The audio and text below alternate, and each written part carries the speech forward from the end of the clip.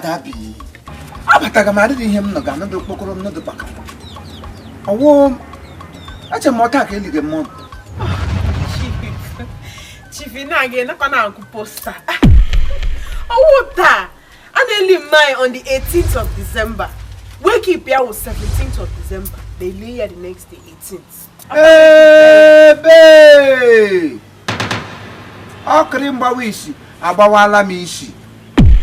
Okere mgbawa isi iwerela aka odote gana m ya n'isi koyi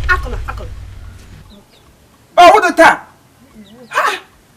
mana m Nkiru ka ndị mmadụ bụ ọkwa Nkiru nwunye nwata shi ke na-anara gbirigbiri nwunye jo ahụrụ m ya ka ọ bụ ọkwa nọ n'aka ọdụ viam lebe anya ebe ka ọnụ nwa nwunye ihe jiri ka ukwu ka ọ bụ ọdụ saịdị ọnụ viam Nwokwa na ahịa chichi ka alụ na ụmụduru bụrụ hụkwa chichi ka ọ bụ nkụ saa ya nwoke a na-ebufesi ihe ote mburu ikwe mma m sị mbutere m na amụnụ mere ikwe ụnụ lak gị ikwe ụnụ nwere problem of ikwe na ishishiri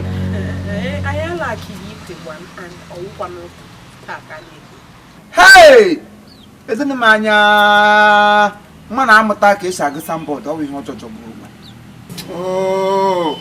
ọ gbawala m obi. Hey, mune kumo keke no obodo Igbo lokwelo. Chai.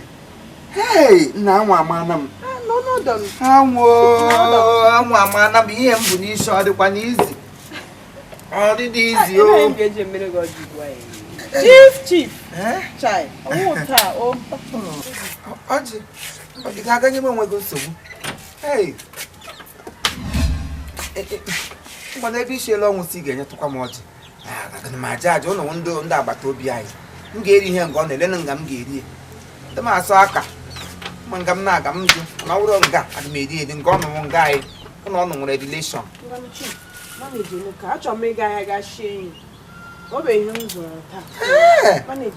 chọbiri ịga ahịa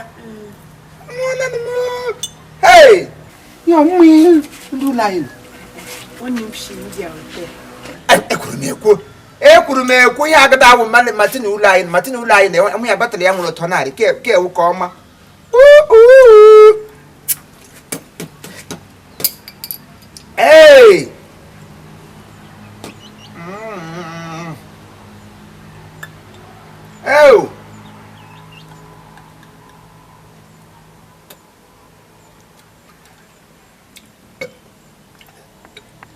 ebe kele wee gba ndị ọcha esiele ihe ndị ọcha gụrụ na ke ndị Igbo anyị gụrụ ada agba otu ihe atọ oke bụrụ ka Igbo ya dị ka mmiri olugbo afọ afọ wee ya na batara mana ke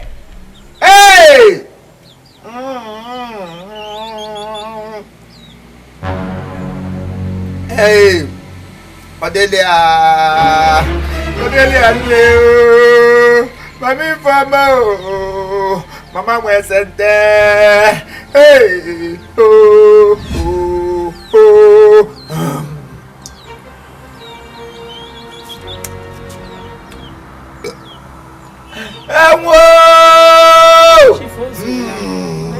Abatobi mo abatobi onye ukwa nwanne yo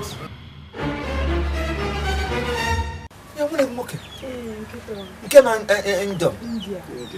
India oh nwa sente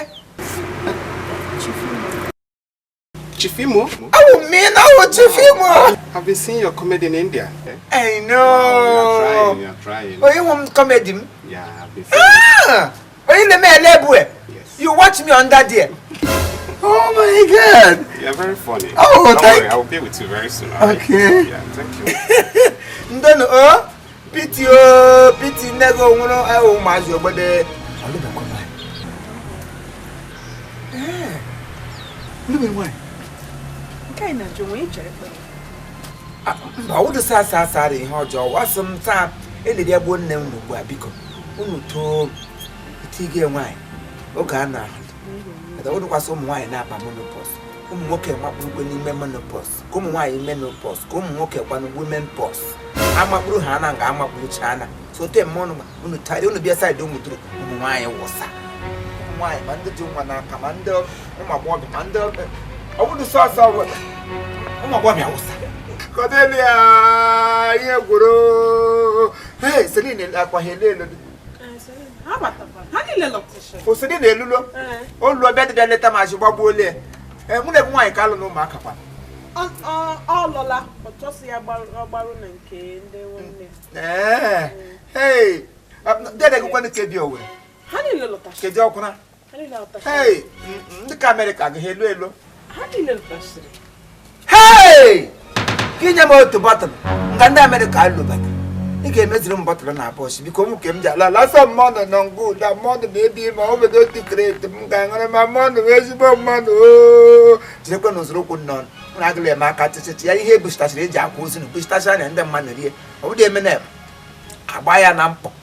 Nukwu ya m na anya m hụrụ mmono ikwazu na were mgbe o bere ekpere na kem Pastor Therefor. Adoration Ministry no were ebe o bere ekpere ngakwa mbịakwara na program hụ ya ote ya jidem jikala dị m jiji m asị ojidikwa ahụ nwa m na-ekwe amadụkwa asị nne ga-ejide ahụ asị mama na mma ga-ejide ahụ ihe m na-emewo mbịa nke abịa mee ihe ha amadụkwa m ihe m nụrụ ọwụsa ụmụ ga-ekogoro obi nchari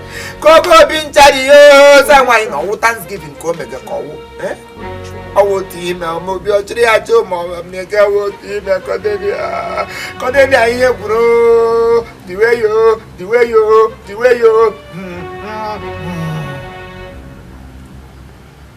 mgbe ị ga-emeziri m ya abụọ maka gịda akwanụ mbe ga-awụda akwa otu bọtụ ya aka ga ga-akarị ihe ha nụkwa hey isa na 17 wake keep 18th wu day keep burial okay burials aga m anọ nga ise mbutụrụ ọnụ ọkwa asa ọkwa ka agịda abawo ntụ oke ukwu bute ama eku mmiri kute too nkụ tute ihe ọla aga jinu mere slave onye mpụtara ụwa bịa Chineke sị m serve under people and people will serve under you ịnụkwa ndonu ụnụ anụ n'anya ọha na eze on the 18th and 17th of December ka a ga-eli mmanya si ya gaa na ndokwa Cordelia ihe gwuru nwanyị ọma mmụọ na-ada atata ihe mmanụ na-ewezụgakwa otu mgbe na-anọ agbụ ekwe hey elebekwere di nne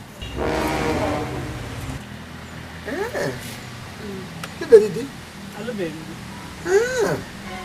ị ga-agba mbọ tumedi na dịra ahụ nweta mana timi ị ga-ahụ dị fruvu maka agbọbịarị nga agbọbịa ga-anọ ka nga nna ya ọnọgụ otu anya na-elewe ya anya ma ụkwa mmadụ ọgba nje tie otu ịnụbụ ikwesịkwala otu gị mapụrụ nto matrimoni gaga bụchịtawa nwa ihe a m hụrụ ga-afọ gị nwa ịnụkwa eliri agbuo nne unu kpata abịa bere ya na ụmụ okorobịa ga-efuvu gị na-ele anya gị na ha na-asị gị ite ọnọ na ma ọgụ ka akpọ gị nụkwa ewu ị ga-eti dị lọ